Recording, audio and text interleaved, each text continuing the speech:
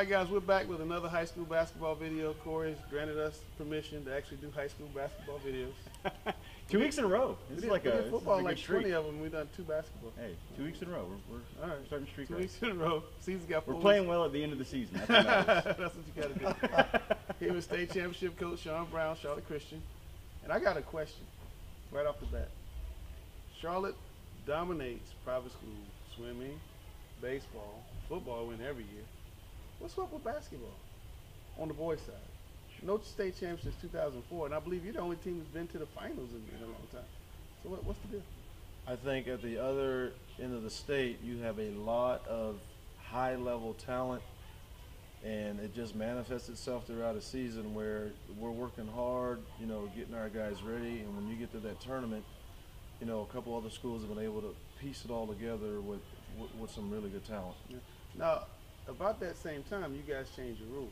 You went to match the public schools, you went to the semester rule where you can't repeat a grade. Has that hurt you guys against the schools that do allow it? I would probably say that definitely has an effect. If you have a really good junior is not going to be a really good senior.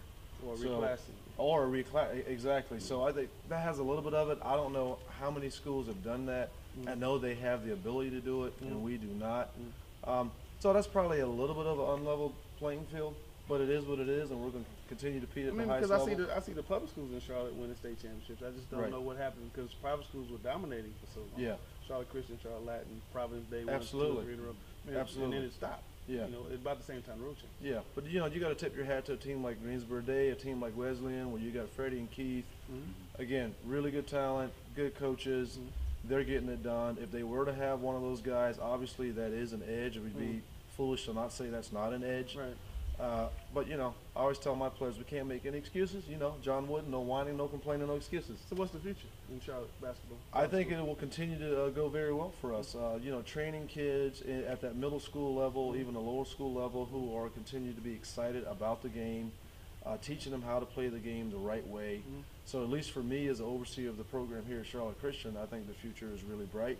Obviously, it's also great when you have a kid in the city who decides they like to apply here, and if they happen to be 6'8" or 6'9", no, I'm just kidding. You know, we've been tremendously blessed, and we don't measure our overall success just by the fact that we won a state championship or not. It goes much deeper than that in terms of what's the culture here, what kind of kids are we putting out into society, what colleges are they going to, even if they don't play at the next level.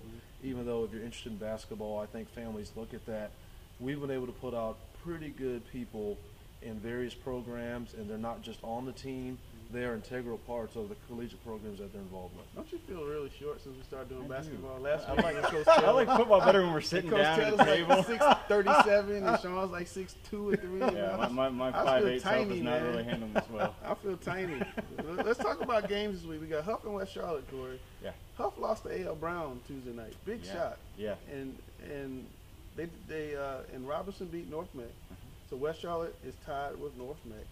Huff is, I think, 1 game back of them, or 2 games back of them. So there's a little bit of mix going to the last 2 games of the season. What's going on with Huff? I don't know. I mean, I think it's really fun at this point in the season to have a conference that's that kind of competitive. I mean, there's just some upsets, but I mean, Robinson's now beaten North Meck twice this season. And they have something going on there. You see the upset of Huff.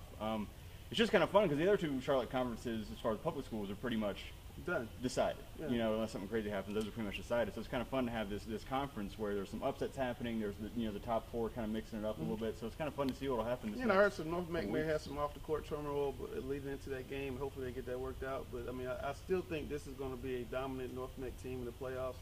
Dwayne Lewis, one of my favorite coaches. I think he's one of the best coaches in Charlotte that gets no credit for it. Likes NC State. That's another story. I'm just kidding, Dwayne. But I think they're going to be a really good team. We're going to go see Dwayne one of these weeks. Absolutely. But West Charlotte, they're going to jump on you defensively, and you know it's a question: can Huff's young guards handle that defense? And I'm not sure that they can. I think West Charlotte always kind of rounds in the form by this time of year.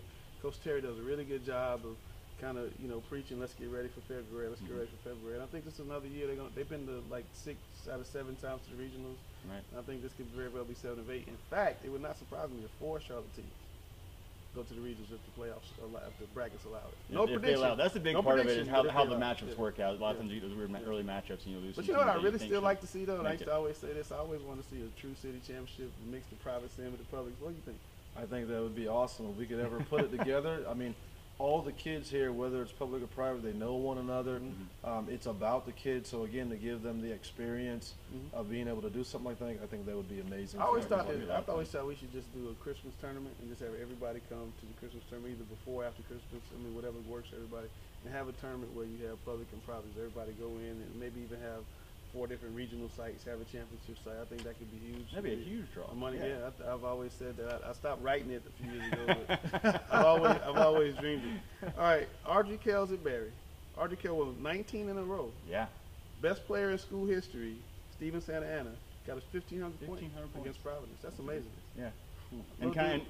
I remember as a freshman, a little skinny dude, and then sophomore year he's player of the year, and then all of a sudden he becomes the best player they've ever had. And the positive Justin Sheik, who's a great player. Is this the Audrey Kell team that's going to get it done? Is this the team that's going to go win a state championship? We talked about it last week. I mean, I think they have a really good shot at it. I mean, like we said, they had a really good team last year. They've got a lot of that same team back this year. A great coach. I mean, if everything works out as far as the bracket and stuff like that, I think they have a great chance to make it through and really contend for a state championship. You know what I hate though?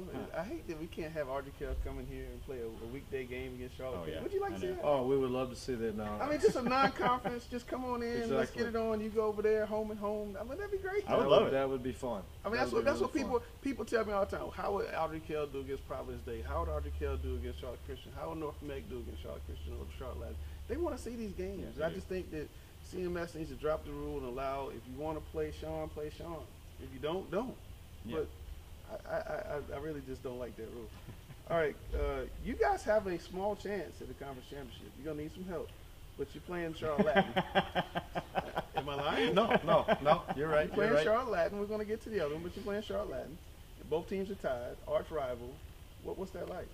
For Playoff us, seeding too. That's right. Playoff seeding, possible depending on how we do in the coming weeks. We're excited to be in a position that we are in. One of our progressive benchmarks as a team is to try to be able to win a conference championship going into this, knowing that it'd be tough with Providence Day, who, on paper everybody would say, and they've kind of demonstrated they're probably the top team right now because they've beat everyone, not lost to anyone conference-wise, but knowing that we can go into Friday's game in the back of our minds where Phils was injured, not saying that it's an automatic win for us because we respect every opponent, and on any given night you can take the downfall. But very excited to play at home on a Friday night. It's senior night, so one of our goals would be is to get that one, but take it a game at a time, a practice at a time, and then prepare for each opponent progressively. Don't they call this place the Oven? No, I think that's down at Queens. It's down in Queens. I think they used to call this.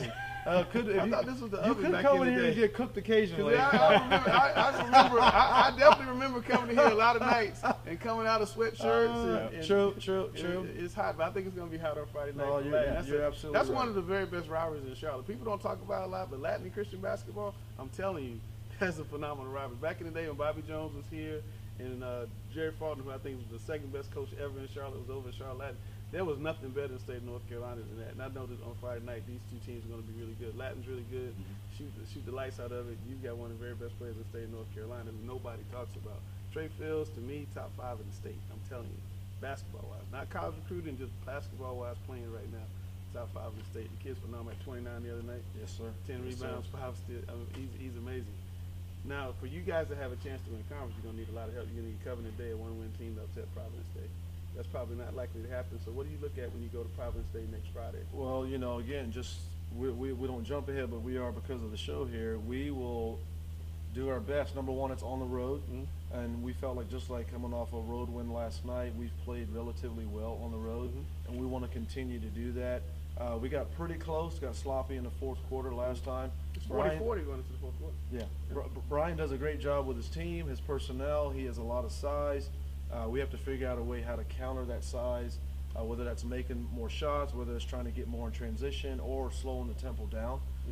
So a couple things that we're going to try, and hopefully we can be successful. But if we get that one, then we're probably looking at a potential co-champ because we really don't break the tie. You just end up being co-champs, which would be nice. But the last few years, Brian's been able to run the table, so we give him all the credit for that.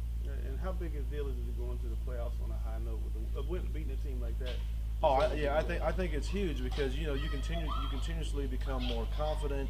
Your guys are mentally there, and then you begin to look at things such as, hey, you may have lost too early, and now you're continuously getting better, closer games. Like say this time, if it was to go to overtime, but we end up on the short end of the stick.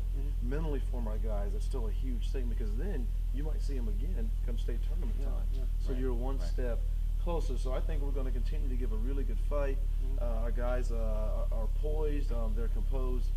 It's just fun for me as a coach to watch this team progressively get better. You're doing a great job. Well, listen, that's our report this week. We'll catch you next time. Thanks. All right.